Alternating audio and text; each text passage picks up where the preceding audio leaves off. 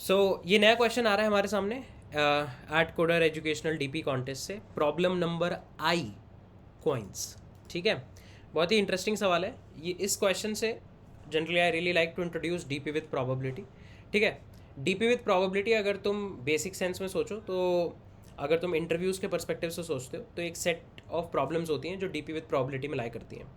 अगर तुम थोड़ा और हार्डर प्रॉब्लम्स, जो कि मैं हार्ड कंसिडर करूँगा, अगर हार्डर डीपी विथ प्रोबेबिलिटी के क्वेश्चंस पे जाते हो तो वहाँ पे एक्सपेक्टेशंस वगैरह इंट्रोड्यूस हो जाती हैं। अभी हम लोग एक्सपेक्टेशंस वगैरह में नहीं जाएंगे, क्योंकि 99% तुम्हें लीड कोड पे या किसी इंटरव्यू में एक्सपेक्टेशन रिगार्डिंग कोई क्वेश्चन नहीं पूछा जाएगा।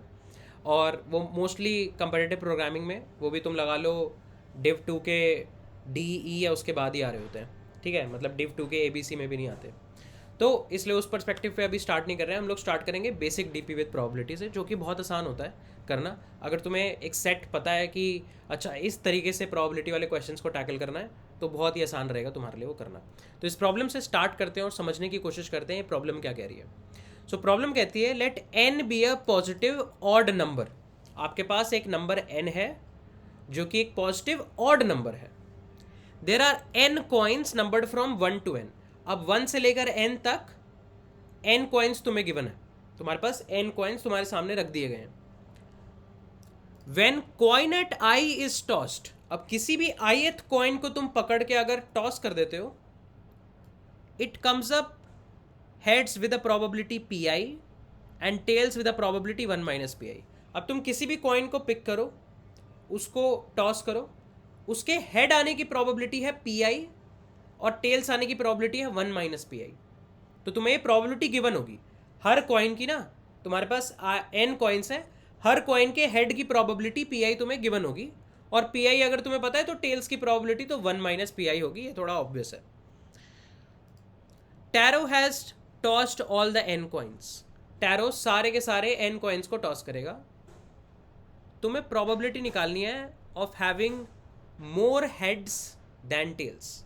तुम्हें प्रोबेबिलिटी निकालनी है कि कब हेड्स टेल से ज़्यादा आएंगे।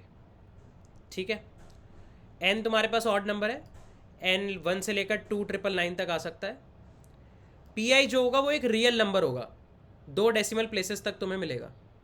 ठीक है, एक रियल नंबर होगा मतलब डेसिमल वैल्यू होगी।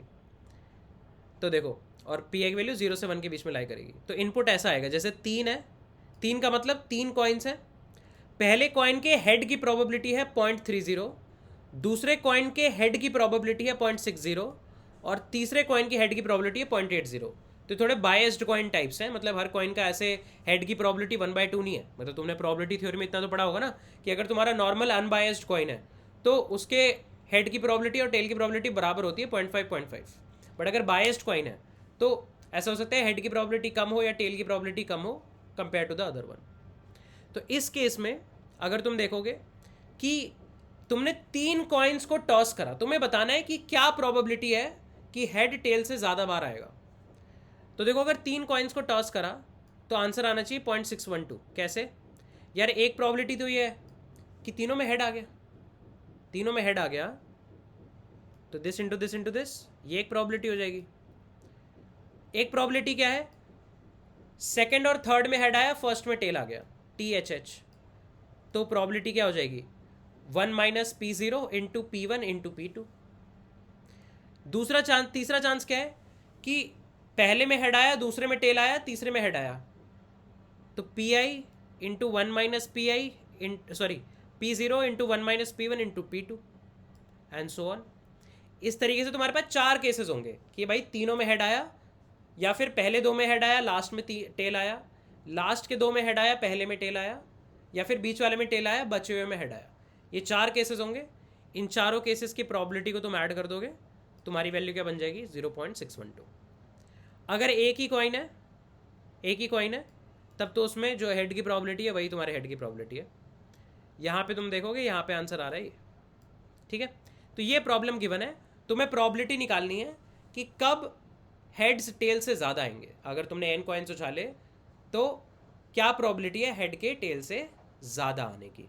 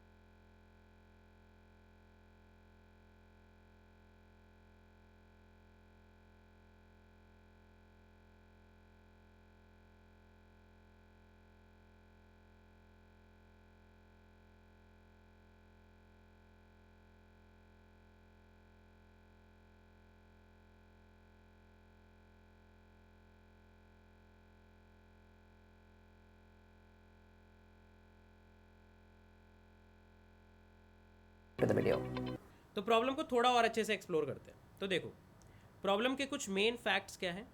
पहला फैक्ट है, तुम्हें n कॉइन्स गिवन होंगे. ठीक है, जो नंबर n है वो ऑड होगा. ठीक है, ओके. अब ये जो कॉइन्स है ना, ये क्या है, बायस्ड कॉइन्स है. बायस्ड कॉइन्स का मतलब क्या होता है? बायस्ड कॉइन्स का मतलब ये होता है कि probability of head and tail can be different than 0.5. अगर अनबायस्ड कॉइन या अनबायस्ड डाइस होता है तो तुमने पढ़ा होगा ना, जैसे अनबायस्ड डाइस है. अगर अनबायस्ड डाइस है तो अगर तुमने डाइस थ्रो करा, किसी भी फेस 1 2 3 4 5 6 जो 6 फेसेस होते हैं, किसी भी फेस के आने की प्रोबेबिलिटी क्या होती है? 1/6 होती है अनबायस्ड डाइस में. बट अगर बायस्ड डाइस होगा कि भाई कुछ उसमें जुगाड़ लगाया गया है डाइस में कि भाई फेस 2 या 2 जो नंबर है उसके आने की प्रोबेबिलिटी ज़्यादा है बाकियों से, तो वो बायस्ड डाइस है. सिमिलरली कॉइन्स के साथ, अगर अनबायस्ड कॉइन है तो 0.5 होती है. हेड उछालो तो 0.5 प्रोबेबिलिटी है, टेल्स उछालो तो 0.5 प्रोबेबिलिटी है. अब यहाँ पे बायस्ड कॉइन है. बायस्ड कॉइन का मतलब किसी भी कॉइन के हेड की प्रोबेबिलिटी 0.5 से अलग भी हो सकती है. जैसे हमें इनपुट में गिवन था ये 0.3 0.6 0.8 है ना. तो इनपुट में हमें गिवन था कि एक की प्रोबेबिलिटी है 0.3 0.6 0.8. अब ये क्या डिनोट करती है? ये पी आई डिनोट कर रहा है. ये पी आई डिनोट करता है. इसका मतलब 0.3 का मतलब क्या है? This is the probability of getting head in zeroth coin. जो तुम्हारा जीरोथ कॉइन है, ये zeroth coin, first coin, second coin, zeroth coin के हेड आने की प्रोबेबिलिटी 0.3 है. अगर हेड आने की प्रोबेबिलिटी 0.3 है तो टेल आने की प्रोबेबिलिटी क्या होगी? 1 - 0.3. ठीक है, ये क्या है? Probability of getting head in first coin. अब जो फर्स्ट कॉइन है उसके हेड आने की प्रोबेबिलिटी 0.6 है, तो टेल आने की प्रोबेबिलिटी क्या होगी? 1 - 0.6. ठीक है, ओके. और ये क्या डिनोट करता है? Probability of getting head in second coin. ये सेकेंड कॉइन के हेड की प्रोबेबिलिटी है. ठीक है, ये हमें इनपुट में गिवन होगा. ऐसे n प्रोबेबिलिटीज हमें इनपुट में गिवन होगी. हमें क्या बताना है? Find probability of getting more heads than tails if we toss all n coins. अब यहाँ पे क्या हो रहा है कि तुम जो भी n coins है ना, सारे के सारे n coins हैं, उन सारे n coins को तुम टॉस करोगे. अगर तुम सारे n coins को टॉस करते हो तो क्या प्रोबेबिलिटी है कि जो हेड आएगा वो टेल से ज़्यादा आएगा. ठीक है, तो मान लो अगर 3 कॉइन्स हैं तो सारी पॉसिबिलिटीज़ अगर मैं लिखूं तो सारी पॉसिबिलिटीज़ क्या है?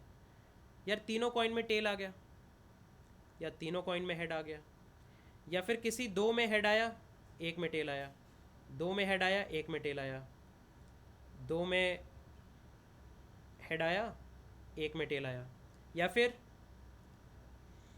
2 में टेल आया, 1 में हेड आया, 2 में टेल आया, 1 में हेड आया, 2 में टेल आया. ठीक है, यही पॉसिबिलिटीज़ हैं सारी. ऐसी पॉसिबिलिटीज़ बनेंगी. हमें कौन सी पॉसिबिलिटी कंसिडर करनी है?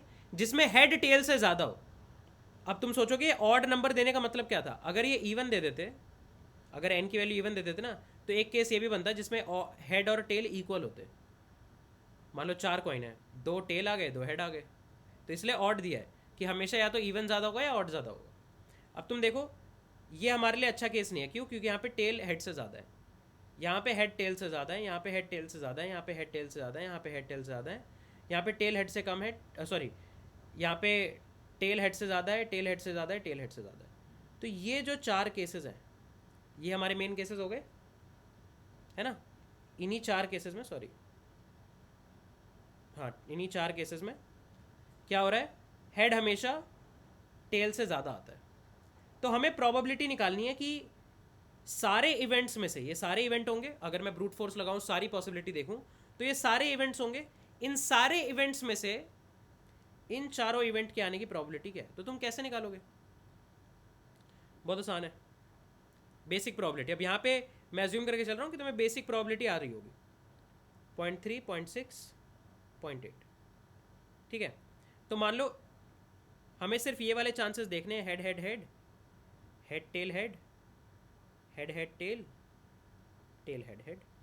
चलो यार, तीनों में हेड आएगा, इसकी प्रोबेबिलिटी क्या है? तीनों में हेड है मतलब ये क्या है, डिपेंडेंट इवेंट्स है। पहले में हेड आया, उसके बाद देख रहे हैं दूसरे में हेड आया ना। ऐसा तो है नहीं पहले में कुछ भी आया दूसरे में हेड आ रहा है तो हमें फ़र्क नहीं पड़ता, फ़र्क पड़ता है। पहले में हेड आया दूसरे में हेड आया तो अपने आप डिसाइड हो जाएगा, अच्छा हेड टेल से ज़्यादा है तो डिपेंडेंट इवेंट्स है, तो मल्टीप्लाई कर रहे होंगे। तो पहले में हेड आया दूसरे में हेड आया, इसको ऐसे लिखते हैं इस कलर से। पहले में हेड आया तो प्रोबेबिलिटी 0.3 मल्टीप्लाइड बाय, दूसरे में हेड आया प्रोबेबिलिटी 0.6 मल्टीप्लाइड बाय, तीसरे में हेड आया प्रोबेबिलिटी 0.8, ठीक है। इसमें पहले में हेड आने की प्रोबेबिलिटी क्या है, 0.3। दूसरे में टेल आने की प्रोबेबिलिटी क्या है, टेल आने की प्रोबेबिलिटी है 1 माइनस 0.6, तो ये क्या हो गया 0.4। और तीसरे में हेड आने की प्रोबेबिलिटी क्या है 0.8, ये तो गिवन ही है। फिर यहाँ पे पहले में हेड 0.3, दूसरे में हेड 0.6, तीसरे में टेल आने की प्रोबेबिलिटी क्या है 1 माइनस 0.8, दैट इज 0.2। फाइनली पहले में टेल आने की प्रोबेबिलिटी क्या है 0.7 मल्टीप्लाइड बाय, दूसरे के हेड की प्रोबेबिलिटी 0.6, तीसरे के हेड की प्रोबेबिलिटी 0.8। ये वैल्यू कुछ आ जाएगी ए, ये आ जाएगा कुछ बी, ये आ जाएगा कुछ सी, ये आ जाएगा कुछ डी। हमारा फाइनल आंसर क्या होगा, A plus B plus C plus D. इस तरीके से हम लोग प्रोबेबिलिटी निकाल पाएंगे, right, as simple as that. तुम इस इवेंट की प्रोबेबिलिटी निकालो प्लस इस इवेंट, क्योंकि अब ये दो इवेंट्स आपस में इंडिपेंडेंट है, तो इस इवेंट की प्रोबेबिलिटी प्लस इस इवेंट की प्रोबेबिलिटी प्लस इस इवेंट की प्रोबेबिलिटी प्लस इस इवेंट की प्रोबेबिलिटी। तो टेक्निकल हमें करना क्या है, हमें समेशन करना है सारे पॉसिबल इवेंट्स की प्रोबेबिलिटी का, हमें सारे पॉसिबल इवेंट्स की प्रोबेबिलिटी का समेशन करना है। ये हमें प्रॉब्लम में आस्क गिवन है। अब देखो जहाँ पे भी प्रोबेबिलिटी की प्रॉब्लम है, अब तुम एक चीज़ देख सकते हो, अगर मैं ब्रूट फोर्स लगाऊं, ब्रूट फोर्स में मुझे क्या करना है, मैं सारी पॉसिबिलिटीज़ को एक्सप्लोर करूं और उसमें से सही वाली पॉसिबिलिटीज़ लेकर आऊं। अब इस क्वेश्चन में तुम बताओ, अगर n कॉइन्स गिवन है तो कम से कम कितने कॉइन्स पे हेड होना चाहिए कि हमारा आंसर वैलिड हो? अगर n ऑड है तो कम से कम n प्लस 1/2 कॉइन्स पे हेड होना चाहिए। कैन आई से दैट, कि अगर कम से कम n प्लस 1/2 कॉइन्स पे हेड होगा ना तो वो हमारा फेवरेबल केस है। सही बात लग रही है? जैसे मान लो 3 कॉइन्स हैं, तो 3 प्लस 1/2, अगर 2 कॉइन्स पे एटलीस्ट हेड होगा, 2 या 2 से ज़्यादा पे हेड होगा तो वो मेरे लिए फेवरेबल केस है। मतलब आधे से ज़्यादा हेड होने चाहिए कम से कम, है ना। n प्लस 1/2 का मतलब क्या है कि कम से कम आधे से ज़्यादा हेड है, और ऑड का केस है इसलिए n प्लस 1/2 कर रहे हैं। मान लो जैसे हमारे पास 5 कॉइन होते हैं, 5 कॉइन्स में मेरे पास कम से कम कितने हेड आने चाहिए कि आंसर सही रेंज में लाई करे? मैं कहूँगा 5 प्लस 1/2, कि यार कम से कम 3 या 3 से ज़्यादा हेड आने चाहिए। तो सारे केसेस जहाँ पे 3 हेड आ रहे हैं या 4 हेड आ रहे हैं या 5 हेड आ रहे हैं, वो सारे केसेस मेरे लिए वैलिड होंगे। ठीक बात लग रही है? ओके, तो चलो मैं एक रेफरेंस लिखता हूँ, ठीक है, मैं एक रेफरेंस लिखता हूँ, एफ ऑफ पी। अब ये पी क्या है? प्रोबेबिलिटी की एरे, प्रोबेबिलिटी की एरे तो चाहिए ही होगी ना, बिना इस एरे के कैसे पता लगेगा किसकी प्रोबेबिलिटी क्या है? और अब एरे है तो तुम्हें एक बात तो पता है, क्या पता है? एरे पे एक इंडेक्स चाहिए, उस एरे पे आइट्रेट करने के लिए, तो आई, ठीक है। और इसके साथ मैं एक वेरिएबल लेके चलूंगा x, इसके साथ मैं एक वेरिएबल लेके चलूंगा x। ये क्या बताएगा? This function returns probability of getting at least x heads with the coins 0 to i। ठीक है, ये फंक्शन क्या करता है? ये फंक्शन हमें ये बताता है कि यार व्हाट इज द प्रोबेबिलिटी, क्या प्रोबेबिलिटी होगी कि 0 से i तक के जो कॉइन्स हैं उनको टॉस करके कम से कम मैं x हेड्स ले आऊँ, एटलीस्ट x हेड्स ले आऊँ। ये हम लोग निकालने की कोशिश करेंगे। अब देखो, जब भी डीपी विद प्रोबेबिलिटी का क्वेश्चन है और तुमने एक state of the sub problem define करने की कोशिश करी है। अब तुम्हें पता है हर क्वेश्चन में क्या होता है, एक प्रॉब्लम कुछ सब प्रॉब्लम्स पे डिपेंड करती है, उन सब प्रॉब्लम्स के मैं ऑप्टिमल आंसर लाके बड़ी प्रॉब्लम का आंसर निकालता हूँ, ऑप्टिमल सब स्ट्रक्चर होता है। तो देखो डीपी विद प्रोबेबिलिटी के जितने भी जो बेसिक प्रोबेबिलिटी वाले क्वेश्चन है तुम कर रहे होगे ना, नॉन एक्सपेक्टेशन वाले जो बेसिक प्रोबेबिलिटी के क्वेश्चन कर रहे होगे, उसमें क्या हो रहा होगा, तुम्हारा जो सब प्रॉब्लम है 99% कोई प्रोबेबिलिटी निकाल रहा होगा। इस प्रोबेबिलिटी को निकालने के लिए तुम क्या करोगे, इसकी डिपेंडेंट स्टेट्स पे जाओगे कि अच्छा ये प्रॉब्लम किस किस पे डिपेंड करती है, और उन स्टेट्स को उनकी प्रोबेबिलिटी से मल्टीप्लाई कर दोगे। ठीक है, उन स्टेट्स को उनकी प्रोबेबिलिटी से मल्टीप्लाई कर दोगे। फॉर एग्जाम्पल अब देखो तुम 0 से आई कॉइन्स को लेके चल रहे हो, तो मैं आईएथ कॉइन की बात कर लेता हूँ। यार आईएथ कॉइन को तुम टॉस करोगे, मेरे को सारी पॉसिबिलिटीज कंसिडर करनी है, मेरे को सारी पॉसिबिलिटीज कंसिडर करनी है। अगर तुम आईएथ कॉइन को टॉस कर दो, ठीक है, आईएथ कॉइन को टॉस कर दो, तो या तो हेड आएगा या टेल आएगा। अगर आईएथ कॉइन को टॉस करने से हेड आ गया तो एक्स हेड्स में से मुझे एक हेड मिल गया, तो F of P comma I minus one comma X minus one, ये क्या चॉइस है, if by tossing the ith coin we got a head.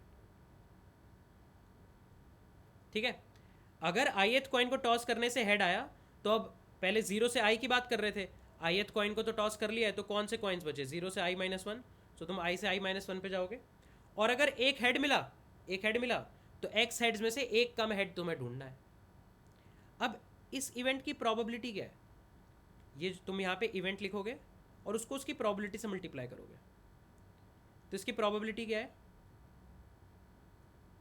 P of I, ith coin पे हेड आने की प्रोबेबिलिटी पी ऑफ आई होती है ना, तो P of I, that's it, plus plus. अब हेड नहीं आया तो क्या आएगा, टेल आएगा। अगर टेल आया तो array as it is pass कर देंगे, पी एरे क्या है, ये प्रोबेबिलिटी की एरे है, प्रोबैब एरे, ठीक है, अगर भूल जा रहे हो तो। अब आईएथ कॉइन को टॉस किया, टेल आ गया, तो तुम बचे कौन से कॉइन, 0 से आई माइनस वन बचे। अब टेल आया था तो हेड का काउंट तो नहीं घटा, एक्स एज इट इज रह गया, और टेल आने की प्रोबेबिलिटी क्या है, 1 माइनस पी आई। इसको थोड़ा सा इधर शिफ्ट कर लेते हैं,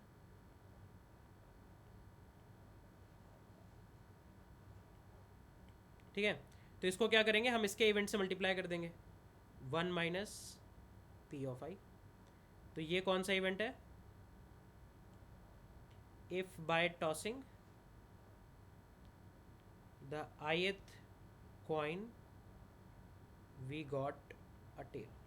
तो ये इवेंट लिख रहा हूं मैं, ये क्या रिप्रेजेंट करता है कि यार यहां पे अगर तुमने कोई एक्शन करा तो क्या इवेंट आया और उस इवेंट की प्रोबेबिलिटी क्या है, प्लस दूसरा क्या इवेंट आया और उस इवेंट की प्रोबेबिलिटी क्या है। ऐसे करते करते हर इवेंट को उसके प्रोबेबिलिटी से मल्टीप्लाई करोगे, प्लस अगला इवेंट उसकी प्रोबेबिलिटी से मल्टीप्लाई करोगे, and so on and so fourth. इससे तुम्हारी रेफरेंस बन जाएगी। और देखो प्रोबेबिलिटी निकालनी भी होती तो ऐसे ही निकालते। अगर तुम्हें 3 कॉइन्स दिए हैं, 3 कॉइन्स दिए हैं मान लो, कॉइन C0 C1 C2, तुम्हें इसकी सारी पॉसिबिलिटीज़ निकालनी है जहाँ पे 2 या 2 से ज़्यादा हेड है, तो तुम एक एक करके चलोगे ना। यार मान लो C2 पे टेल आ गया, C2 पे क्या आ गया, टेल आ गया, तो C2 पे टेल की एक पॉसिबिलिटी लोगे या फिर C2 पे हेड की एक पॉसिबिलिटी लोगे, सही बात है। C2 पे टेल की पॉसिबिलिटी लोगे, C2 पे हेड की पॉसिबिलिटी लोगे। फिर C2 की पॉसिबिलिटी ले ली है तो C2 को यहाँ टेल रखा, अब दोबारा C0 C1 C2 C0 C1 C2। अब C1 की बात कर रहे हैं, अब C1 में भी 2 चॉइसेस हैं। जब C2 को हेड आया था तो C1 को टेल आ सकता है या हेड आ सकता है, जब C2 को टेल आया था तो C1 को हेड आ सकता है या टेल आ सकता है। सारी पॉसिबिलिटी लेनी है ना, तो देखो वही कर रहे हैं। मैं कह रहा हूँ भाई आईएथ कॉइन पे जजमेंट ले लो, आईएथ कॉइन पे या तो हेड आ सकता है या टेल आ सकता है। फिर तुम आई माइनस वन पे जाओगे, उस पर फिर से या तो हेड आ सकता है या टेल आ सकता है। अब हेड आने की प्रोबेबिलिटी क्या है, P of I. Ith coin पे हेड आने की प्रोबेबिलिटी क्या है, पी ऑफ आई, और टेल आने की प्रोबेबिलिटी क्या है, 1 माइनस पी ऑफ आई। अगर तुम्हें हेड मिला तो जो तुम्हें एटलीस्ट एक्स कॉइन्स ढूंढने थे उसमें से अब तुम्हें सिर्फ एक्स माइनस वन ढूंढने हैं। बची हुई आई माइनस वन कॉइन्स में तुम्हें एक्स माइनस वन कॉइन्स ढूंढने हैं। अगर टेल मिला तो अभी भी एक्स कॉइन्स ढूंढने हैं। सही बात लग रही है ना। तो जैसे दो कॉइन्स के लिए समझना और आसान रहेगा। मान लो C0 C1 दो कॉइन्स हैं, इसकी हेड की प्रोबेबिलिटी है HP है हमारा 0.3, इसका है 0.4। ठीक है, तो देखो मैं क्या कह रहा हूँ, मैं कहता हूँ यार आप आंसर इसका निकाल के लाओ, P, 1, अच्छा 3 होंगे ना एटलीस्ट, 2 तो कभी होंगे ही नहीं, 3 होंगे। तो चलो यही वाली ले लेते हैं, C2 ले लेते हैं, C2 0.3 या 0.5, ठीक है ऐसे ले लेते हैं। तो मैं कहूँगा कि यार आप क्या करो, आप ये वैल्यू निकाल के लाओ कि यार अगर प्रोबेबिलिटी एरे P गिवन है तो 0 से लेकर 2 कॉइन्स में, मतलब 3 हो गए ना, 0 से 2 कितने कॉइन हो गए, 3 हो गए, 0th coin, first coin, second coin, 3 coin हो गए। इसमें कम से कम 2 कॉइन्स की प्रोबेबिलिटी हमें क्या चाहिए, हेड की चाहिए। ठीक है, तो मैं सेकंड कॉइन पे चॉइस ले रहा हूँ। सेकंड कॉइन पे क्या हो सकता है, सेकंड कॉइन पे या तो हेड आ सकती है या टेल आ सकती है ना।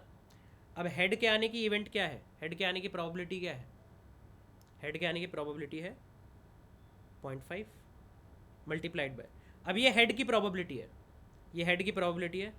तो तुम क्या करोगे यार, आप मुझे ना ये ला दो कि अब 0 से 1 तक के कॉइन्स में मुझे बस एक और कॉइन ढूंढना है जिसकी प्रोबेबिलिटी हेड हो, जिसकी प्रोबेबिलिटी हेड की हो।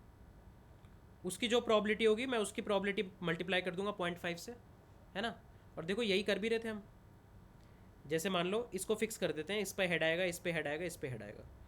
अगर मैंने इसको फिक्स कर दिया तो देखो 0.8 0.8 0.8 तीनों में 0.8 मल्टीप्लाई हो रहा था, मल्टीप्लाइड बाय ये क्या है कि बचे हुए दो पे भी कम से कम एक हेड आए, कम से कम एक हेड आए और कम से कम एक हेड आए, है ना। सही लग रहा है। और दूसरी चॉइस क्या थी, टेल की, तो ये टेल की चॉइस ले ली और बचे हुए दो पे भी कम से कम हेड आए। तो ये कर रहे हैं ना, मल्टीप्लाई कर रहे हैं। तो देखो मैंने अपनी प्रोबेबिलिटी में मल्टीप्लाई क्या कर दिया कि यार बचे हुए 0 से i-1 कॉइन्स में x-1 कम से कम हेड आने की प्रोबेबिलिटी क्या है, उससे मैं मल्टीप्लाई कर दूंगा। देखो ना, दो कॉइन्स में कम से कम एक हेड आने की प्रोबेबिलिटी, इससे हम लोग निकाल पाएंगे। एज सिंपल एज दैट, ये बन गया, ये रेफरेंस बन गई है बेस केस। अगर x की वैल्यू 0 हो गई, तुम बताओ, अगर तुम्हें 0 कॉइन्स ढूंढने हैं और तुम्हारे पास कुछ कॉइन्स बचे हैं, अभी भी मान लो 5 कॉइन बचे हैं, लेकिन मेरे को जितने हेड चाहिए थे ना वो हेड मुझे मिल गए, तो मैं क्या कहूँगा भाई मुझे सारे हेड मिल गए, मुझे आगे कोई हेड चाहिए ही नहीं। तो यहाँ पे आंसर क्या हो जाएगा मेरा, 1 हो जाएगा। यहाँ पे प्रोबेबिलिटी क्या हो जाएगी, 1 हो जाएगी। तुम खुद सोचो, 5 कॉइन पड़े हैं, पाँचों में से कोई हेड नहीं चाहिए मुझे, या मैं कहूँ हेड आ रहा है नहीं आ रहा है कोई फ़र्क नहीं पड़ता, हेड आ रहा है नहीं आ रहा है कोई फ़र्क नहीं पड़ता, तो प्रोबेबिलिटी क्या है, 1 है। क्योंकि मुझे इवेंट से कोई मतलब ही नहीं है, कुछ भी इवेंट आए मेरे पास मेरा आंसर है। अगर x की वैल्यू 0 नहीं हुई है, लेकिन i कहाँ पे पहुँच गया है, 0 पे पहुँच गया है, ठीक है, i कहाँ पे पहुँच गया, 0 पे पहुँच गया, उस केस में हमारा आंसर क्या हो जाएगा, 0 हो जाएगा। As simple as that. ठीक लग रही है बात। और या फिर एक काम कर सकते हैं, i की वैल्यू 0 पे नहीं, i को -1 पे रखते हैं, क्योंकि 0 पे भी एक कॉइन तो हो गई ना। अगर i -1 पे पहुँच गया तो हमारा आंसर आ जाएगा 0। As simple as that. ये हो जाएंगे क्या, बेस केस। अब तुम देखोगे अगर डीपी लगानी है, क्योंकि सब प्रॉब्लम तो रिपीटिंग आएंगी ही आएंगी, दो वेरिएबल्स का यूज करके तुम state of the sub problem को आइडेंटिफाई कर सकते हो, तो तुम एक 2D डीपी बनाओगे। अब यहीं पे तो डीपी विद प्रोबेबिलिटी समझते टाइम दो ही चीज़ें समझनी होती हैं। क्या, एक ये रेफरेंस बनाना कि अगर तुम्हें कोई प्रोबेबिलिटी निकालनी है तो उस प्रोबेबिलिटी को बनाने के जितने भी इवेंट्स हैं उनको अपनी अपनी प्रोबेबिलिटी से मल्टीप्लाई करके सम कर दो। दूसरी चीज़ जो है 2D डीपी है, अब क्योंकि प्रोबेबिलिटी निकाल कर आएंगे तो ये तो क्या होगी, डेसिमल वैल्यू की होगी। अब नॉर्मल जब क्वेश्चन करते थे, LCS LIS से क्वेश्चन करते थे, तो क्या करते थे, डीपी को -1 से कंपेयर कर लेते थे कि डीपी पे अगर -1 पड़ा है तो इसका मतलब वो करंट स्टेट कंप्यूट नहीं हुई है। कहीं पे भी डीपी ऑफ i j -1 नहीं है, या sorry DP of i j -1 है तो वो स्टेट कंप्यूट नहीं हुई, जैसे फिबोनाची कर रहे थे। तो अगर डीपी ऑफ i पे -1 पड़ा है मतलब ith स्टेट कंप्यूट नहीं हुई है। मैट्रिक्सियन मल्टीप्लिकेशन कर रहे हैं, डीपी ऑफ i j पे -1 पड़ा है मतलब i से j तक की स्टेट का आंसर कंप्यूट नहीं हुआ है। लेकिन अगर कहीं पे -1 नहीं पड़ा है तो कंप्यूट हुआ है। तुम कहोगे अच्छा ये भी यहाँ पे भी वही लगा लेते हैं, क्या दिक्कत है? यहाँ पे प्रॉब्लम आएगी। क्यों यार? ये डेसिमल के एरे है।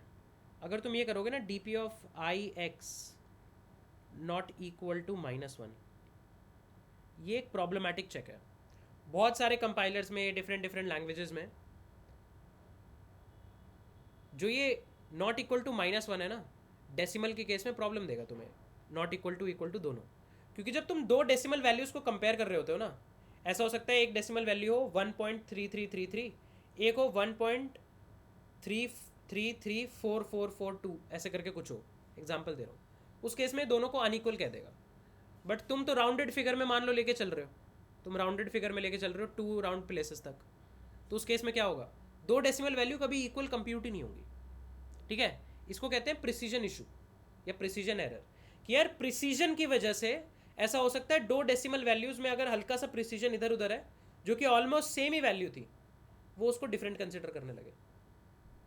ठीक है, तो हो सकता है जो तुम -1 यहाँ पे स्टोर करो इस डीपी में, मान लो इस पूरी डीपी को -1 से इनिशियलाइज करो, और फिर तुम -1 से कंपेयर करो, तो हो सकता है कुछ कंपाइलर्स में -1 और -1 डेसिमल के एक दूसरे के बराबर कभी भी ना आए, और हमेशा एक कंडीशन ट्रू होने लग जाए। ऐसी केसेस एक और तरह की प्रॉब्लम में एग्जिस्ट करते हैं। अगर तुम कभी binary search on real number लगाने की कोशिश करो, जनरली तुमने बाइनरी सर्च क्या होगा, इंटीजर वैल्यूज़ पे लगाया होगा। कई बार बाइनरी सर्च ना रियल नंबर्स पे भी लगता है, कि भाई तुम्हें रियल नंबर पे कंपेयर करना है, या कोई भी कंपैरिजन वाली प्रॉब्लम है रियल नंबर्स पे लग सकती है। रियल नंबर मतलब डेसिमल नंबर पे लग सकती है। उस केस में कभी भी हमें इक्वल टू या नॉट इक्वल टू का चेक नहीं लगाना चाहिए। उस केस में हम लोग ऐसा चेक लगाएंगे, dp ऑफ आई एक्स, अगर इसकी वैल्यू लेट से ग्रेटर देन -0.9 है, ऐसा कुछ -0.9 पॉइंट, मतलब अगेन मैं पूरी एरे को कुछ इनिशियलाइज करूंगा ऐसी वैल्यू से जो कभी एग्जिस्ट नहीं करेगी, और मैं देखूंगा क्या ये इससे बड़ा है, क्योंकि बड़े या छोटे का कंपैरिजन हो जाएगा।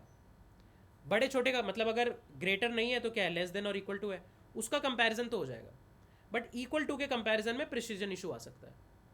तो तुम, ये प्रॉब्लम कई बच्चों को आती है, कभी भी डीपी विद प्रोबेबिलिटी का कोई क्वेश्चन देखते हैं जो कि लीड कोड पे एग्जिस्ट भी करते हैं, उसमें ना इस तरीके से डीपी का चेक लगाया होता है, इस तरीके से नहीं लगाया होता, तो उनको लगता है यार इस क्वेश्चन में ऐसी क्या खास बात है जो आपने ऐसे ग्रेटर देन का साइन लगाया, और फिर इसको याद करके वो लोग आगे बढ़ जाते हैं। सिनेरियो यही है कि मोस्टली प्रोग्रामिंग लैंग्वेजेस में दो डेसिमल वैल्यूज़ को कंपेयर करना एक बहुत ही कंबरसम सिनेरियो होता है, क्योंकि वहाँ पे प्रिसीजन इश्यूज एग्जिस्ट कर सकते हैं। हमें उसमें माथामारी नहीं करनी है, तो हम क्या करेंगे, equal to not equal to check ही नहीं लगाएंगे, हम ग्रेटर देन का चेक लगा लेंगे कि यार अगर D P of I x पे 0.9 से कोई बड़ी वैल्यू पड़ी है, मतलब कुछ वैलिड वैल्यू पड़ी है, तुम इसको 0.1 ले लो, 0.2 ले लो, कुछ भी वैल्यू ले लो, जैसे यहाँ पे -1 की जगह -100 भी ले लेते थे हम कभी, तो कुछ भी वैल्यू ले लो, बट तुम हमेशा ही ग्रेटर देन का चेक लगाओ, ग्रेटर देन का, लेस देन का, ऐसे टाइप का चेक लगाओ। That's it. अब सारे डीपी विद प्रोबेबिलिटी के क्वेश्चन में हम यही दो चीज़ ध्यान रखेंगे, अपनी रेफरेंस बनाएंगे, रेफरेंस में जो भी इवेंट है उसको उसकी प्रोबेबिलिटी के साथ मल्टीप्लाई, प्लस अगला इवेंट उसकी प्रोबेबिलिटी के साथ मल्टीप्लाई, एंड सो ऑन। और यहाँ पे जो चेक्स लगाएंगे वो इस तरीके से लगाएंगे। ठीक है, तो आई होप ये रेकरेंस रिलेशन सब लोगों को समझ में आया है। बहुत ही, मतलब रेकरेंस रिलेशन को बस तुम प्रोबेबिलिटी के टर्म में सोचो तो यार आईएथ कॉइन में या तो हेड आ सकता है या टेल आ सकता है। हेड आया तो बचे हुए कॉइन्स में x-1 हेड आने की क्या प्रोबेबिलिटी है, उसको तुम अपने हेड की प्रोबेबिलिटी से मल्टीप्लाई कर दो। अगर टेल आया तो बचे हुए i-1 कॉइन्स में x हेड आने की क्या प्रोबेबिलिटी है, उसको तुम अपने टेल की प्रोबेबिलिटी से मल्टीप्लाई कर दो, जो कि मल्टीप्लिकेशन तुम यहाँ कर ही रहे थे। और ये जो फाइनल एडिशन कर रहे थे, ये देखो वो उसके एडिशन का पर्सपेक्टिव आ गया। एडिशन हो गया ना, कि मैंने खुद को हेड रखा प्लस मैंने खुद को टेल रखा, तो देखो मैंने खुद को हेड रखा प्लस मैंने खुद को टेल रखा, ऐसे एडिशन हो जाएगा, एज सिंपल एज दैट। तो चलो यार इसको अब कोड करना स्टार्ट करते हैं। ठीक है, सबसे पहले मैं अपनी रेफरेंस लिखूंगा, ज़्यादा दिमाग नहीं चलाऊंगा। तो मेरे पास क्या होगी, एक डबल डीपी की एरे होगी। तुमने देखा होगा एन की वैल्यू 1 से 2999 तक आ रही थी, तो मैं 3005 जितनी ले लेता हूँ, क्योंकि अगर n कॉइन्स है तो n/2 तो कम से कम हेड है ही। तो अगर 3000 लेंथ की एरे है तो कम से कम 1500 तो हेड लेने ही होंगे, तो उसको भी तुम 3000 का ले लो, कोई दिक्कत की बात नहीं है। वरना इसको 2000 या 1500 तक भी लोगे तो भी चल जाएगा। मैं भी 3005 का लेके चल रहा हूँ। ठीक है, फिर हम लिखेंगे एक फंक्शन डबल एफ। ये क्या करेगा, एक वेक्टर ऑफ डबल इनपुट में लेगा p। ठीक है, उसके बाद ये क्या लेगा इनपुट में, एक इंट i लेगा, एक इंट x लेगा। बेस केस, अगर कोई हेड बचा ही नहीं है तो कोई फ़र्क नहीं पड़ता, आगे क्या हो रहा है, प्रोबेबिलिटी 1। ठीक है, अगर आई की वैल्यू -1 होगी मतलब सारे के सारे कॉइन्स एग्जॉस्ट हो गए हैं और कोई कॉइन देख ही नहीं सकते, तो अगर कोई कॉइन बचा ही नहीं है तो हेड के आने की प्रोबेबिलिटी क्या है? 0। सही बात है। Otherwise return f of p i -1 x -1 into p of i plus f of p i -1 x into 1 minus p of i। ठीक है, इस तरीके से हम लोग सिंपल हमारी रेफरेंस लिख सकते हैं। डीपी की चेक लगा लेते हैं। If DP of I X is greater than let's say -0.9 तो return DP of I X. और अगर पहली बार कंप्यूट कर रहे हैं तो डीपी ऑफ आई एक्स में स्टोर करके चलते हैं। दैट्स इट, ये हमारा इनपुट आ गया। चलो अब एक्चुअल इनपुट ले लेते हैं। Int N cin N, एक बनाएंगे वेक्टर ऑफ डबल पी। ठीक है, और कितना बड़ा बनाएंगे इसको? एन लेंथ का बनाएंगे। वेक्टर का इनपुट नहीं लिया है हमने, इंपोर्ट नहीं लिया है, वेक्टर का इंपोर्ट ले लेते हैं। ठीक है, चलो वेक्टर का इंपोर्ट आ गया। अब इनपुट ले लेते हैं। Int i equals to 0, i less than n, i plus plus cin p of i. ठीक है, ith प्रोबेबिलिटी का इनपुट ले लिया है। फाइनल आंसर मेरा क्या होगा? f of p comma n minus 1 comma n plus 1/2। हमें कम से कम n प्लस 1/2 हेड तो चाहिए ही चाहिए। ठीक है, अब यहाँ पे dp को क्या कर देंगे हम लोग? dp को मेम सेट कर लेते हैं। अब मेम सेट करते टाइम तो -1 से मेम सेट कर लो, कोई दिक्कत की बात नहीं है। ठीक है, बट जब कंपेयर कर रहे होंगे तो कभी भी नॉट इक्वल टू -1 वाला कंपैरिजन मत करो, कुछ भी ऐसा रखो ग्रेटर देन -1, ग्रेटर देन 0.9, ऐसा कुछ ग्रेटर देन का चेक लगाओ। इनिशलाइज तुम्हें किसी से भी करना है, कोई फ़र्क नहीं पड़ेगा। मतलब ऑफ कोर्स इनिशलाइज करना है 0.9 या उससे छोटी वैल्यू से, है ना। तो -1 -0.9 से छोटी वैल्यू होती है, तो -1 से इनिशलाइज कर दिया एंड दैट्स इट। रन करते हैं कोड को। ठीक है, इनपुट ले आते हैं अपना। तो इनपुट में आ रहे थे हमारे पास 3 एरेज, 3 कॉइन्स। हेड की पहले की प्रोबेबिलिटी 0.3, अगले की प्रोबेबिलिटी 0.6, अगले की प्रोबेबिलिटी 0.8। 0.612 आ रहा है और 0.612 ही आई गेस हमारा आंसर है। 0.612 हमारा आंसर है। ठीक है, अब इस क्वेश्चन को तुम सबमिट करोगे। मैं एक बार देख लेता हूँ। अब तुम अगर इसका आउटपुट फॉर्मेट पढ़ोगे ना तो इसमें 9 डेसिमल प्लेसेस से ज़्यादा का आंसर नहीं आना चाहिए। ठीक है, इसमें ऐसा हो सकता है हमारे पास 9 डेसिमल प्लेसेस से ज़्यादा का आंसर आ रहा हो। तो कभी भी तुम्हें ऐसे प्रिसीजन में प्रिंटिंग करनी होती है ना कि यार मतलब फॉर एग्जांपल तुम्हें 9 डेसिमल प्लेसेस तक की प्रिसीजन वाली प्रिंटिंग करनी है, तो तुम क्या कर सकते हो? तुम 2 फंक्शंस यूज़ कर सकते हो, फिक्स्ड और सेट प्रिसीजन। ठीक है, आई गेस इसको ऐसे लिखते हैं, फिक्स्ड, ठीक है, और सेट प्रिसीजन लेट से 9, 10 इस पर 9 तक का करना है ना, तो प्रिसीजन हमने सेट कर दिया 9। ठीक है, अब ये सेट प्रिसीजन तुम देखो क्या कह रहा है, ये अनडिफाइंड कह रहा है, तो इसकी हेडर फाइल ले आते हैं। तो मैं सेट प्रिसीजन की हेडर फाइल डाल देता हूँ। इसकी हेडर फाइल होती है IO मैनिप। ठीक है, अगेन तुम्हें याद करने की ज़रूरत नहीं है, तुम्हें 1-2 बार तुम इसको यूज़ करोगे तो तुम्हें रियलाइज़ होगा कि IO मैनिप से होता है। ठीक है, तो मैं यहाँ लगा देता हूँ IO मैनिप। ठीक है, देखो ये प्रिसीजन वाला इशू हट गया। रन करते हैं दोबारा।